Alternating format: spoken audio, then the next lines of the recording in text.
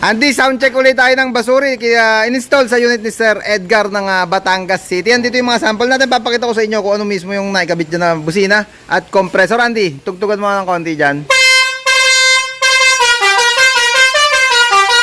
Lipat. Basuri.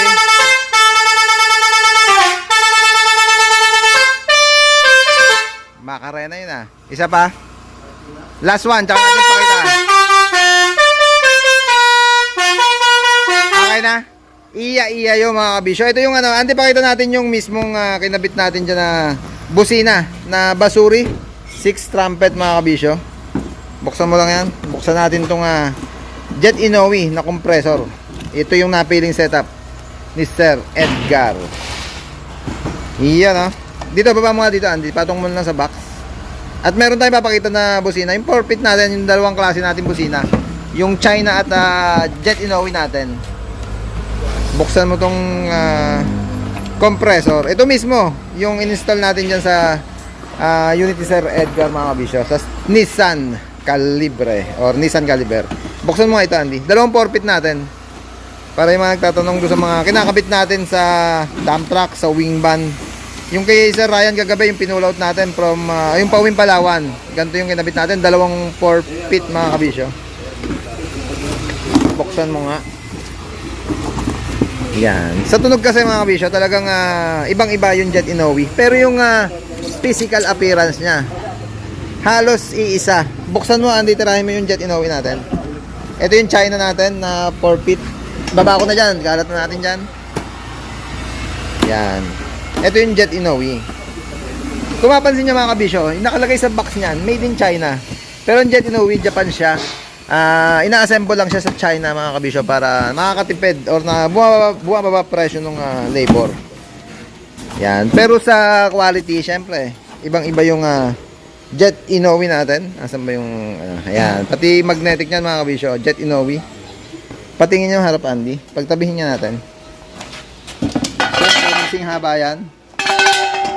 Ayun, nabuwal na. Magsing haba. Siyempre, parehong 4-pit siya. Pero yung isa, Jet Inoue brand.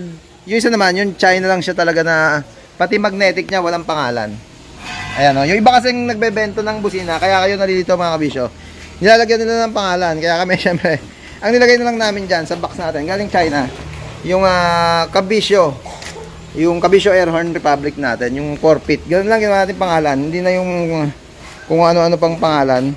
Basta China at Jet Inoue. Dalawang klase lang yung 4-pit natin. China at Jet Inoue. Yung in-install natin yan sa pickup Basuri, eto na, napakita ko na sa inyo. All goods na, sir. Salamat po. Pabalik na kayo ng Batangas.